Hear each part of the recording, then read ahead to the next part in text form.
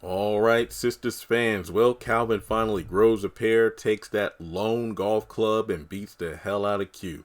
Beats him so bad that I believe there's a woman in the background who we heard screaming during the beatdown, and I believe this is just one of the lady friends Q has over at the apartment. Pretty much, that's it. Calvin is basically glaring at Q. He's like, what the hell are you looking at? It looks like he's eating something out of a bowl, or he's getting high. I don't know. But regardless, we see Calvin take that golf club and start wailing on this wannabe gangsta hustler thug. It's a moment people have been waiting for, but to me, and look, this is just me. I know a lot of more people are excited because they don't care that it took this long for it to happen, but they're glad it's happening. I feel nothing because of the fact that, for a couple of reasons. Number one, like I said, it's been coming up on a season and a half, almost two full seasons of these characters allowing Q's foolishness. Seriously, it's just the stupidity of everyone involved in this storyline, from Calvin to Q from Calvin to Sabrina to Maurice, to allow this to go on for as long as it has is ridiculous. This is even worse than Justin from the Haves and the Have-Nots. This is how bad this storyline is. Also, on top of that, the number of times, other characters like Chris was like, Calvin, why don't you just call the cops? That's some white shit. And you just got your ass beat. So what are you saying?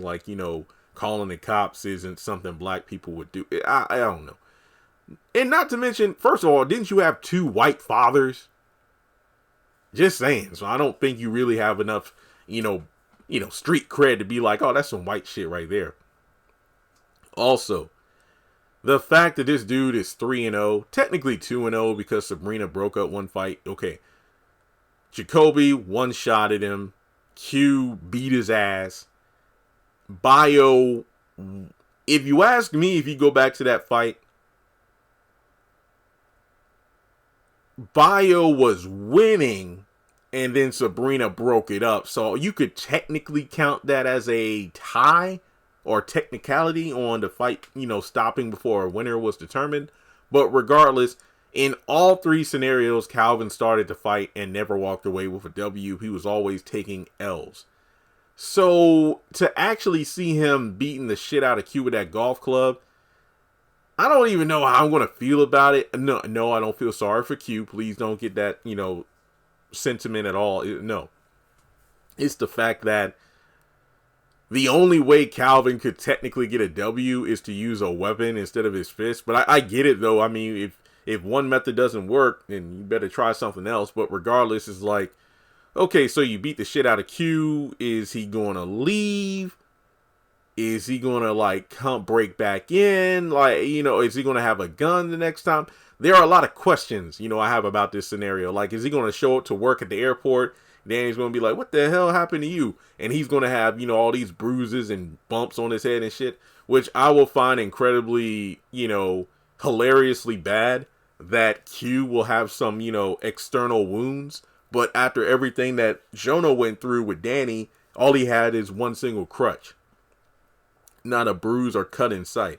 So Calvin beats up Q, and then what? I mean, I do know that in an episode, 13 or 14 synopsis, Calvin reassures Maurice that everything's going to be fine. And also, you beat the crap out of Q, and he doesn't come back.